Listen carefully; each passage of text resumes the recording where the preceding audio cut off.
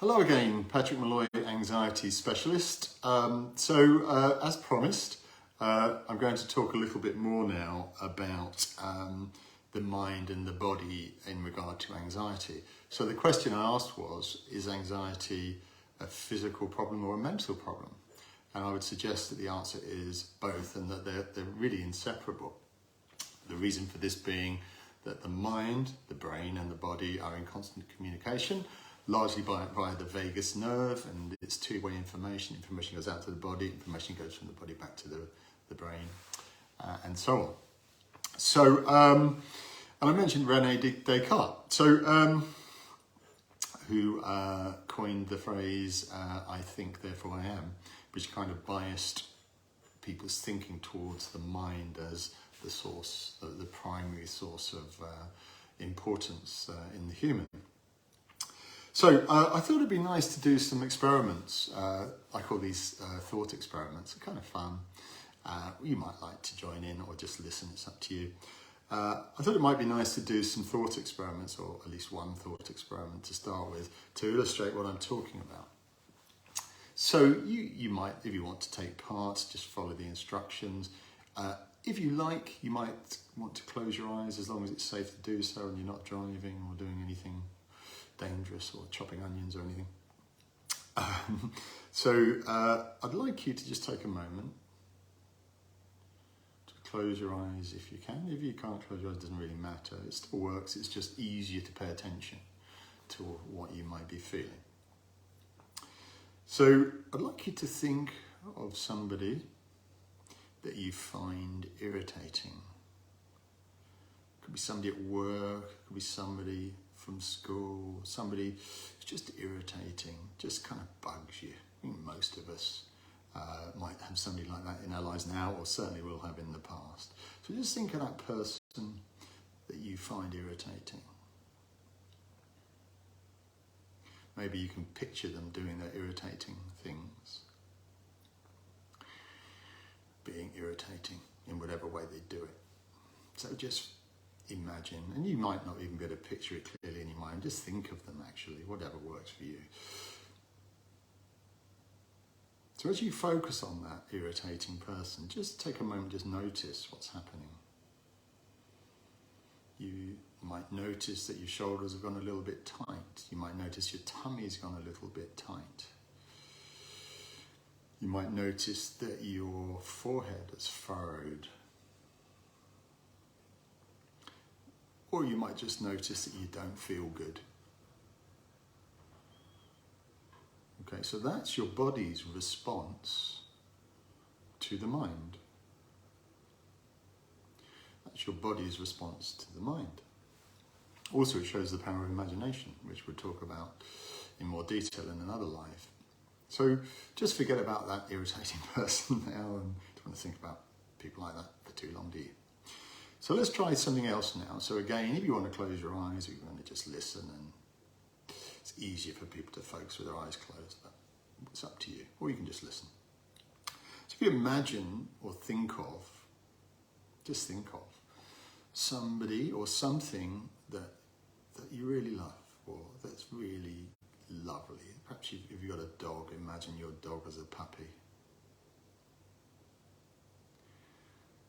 Or imagine one of your children as a baby. Or just think of somebody that you really love. Somebody's around now, in your life now, who you love. And hopefully you've all got somebody or something like that. Perhaps you can see them smiling, or perhaps you can see the puppy doing puppy stuff. And as you do that, just notice the difference in the body. So the body's probably responding. If you're doing this, the body's responding, no doubt. So you may feel a sense of relaxation, a nice warm feeling. Perhaps a slight smile at the corner of your lips. So once again, your body is responding to what you're thinking, and it does it instantly. So that's happening all the time. So if you were to think of a meeting at work and being completely stuck and lost for words and everybody's staring at you and thinking, what a loser, how are you going to feel? Even though you're not at work at the time. And you're not feeling the meeting, you're feeling your thinking in the moment about the meeting. You see. And in a funny sort of way, you're rehearsing having a bad meeting. We can talk more about that another time. So basically, those are examples. Oh, by the way, open your eyes if you haven't. Yeah, I'm sure you have. So those are examples of how the body is constantly responding to what we're thinking, also what we're seeing. If you saw a puppy, you would respond. Unless you're scared of dogs, right? So if you're scared of dogs, you might find yourself responding very differently, right? So, and again, but your body is responding. I like dogs, so I use dogs as an example. It might be a kitten for other people or hamster. The point is that the body is constantly responding to the mind, and that nice feeling feeds back into the mind. And then we might think, oh, isn't that puppy cute? Or we think about that irritating person, and we focus on that, and we get that body is tensing up a little bit. It can be subtle, and some of us are so stuck in our mind we don't even notice what's happening in the body, but it is happening. So we have that tightening up and that stress response, and we think, oh, he's such an idiot, that one. I wish he'd just go and work for somebody else or stop sticking his nose in my business, something like that. So the things in the body start to turn the turbines of thought, and then those thoughts feed into the body and the body responds. So it's a constant process of communication. It's wonderful, and it happens. The body's response is instantaneous, but much of the time you may not notice that. Now, another interesting thing, I talked about Descartes. There's an author called Antonio Damasio, and he wrote a book called Descartes' Error. And it's a very interesting book if you get a chance to read it, if you're interested in this kind of thing. But basically what he was saying was it was an error on Descartes' part to say, I think, therefore I am, and to significantly overlook the role of the body, the physical body. One example that's interesting in the book is there's a gentleman who Damasio's I think he's a psychologist or perhaps a psychiatrist.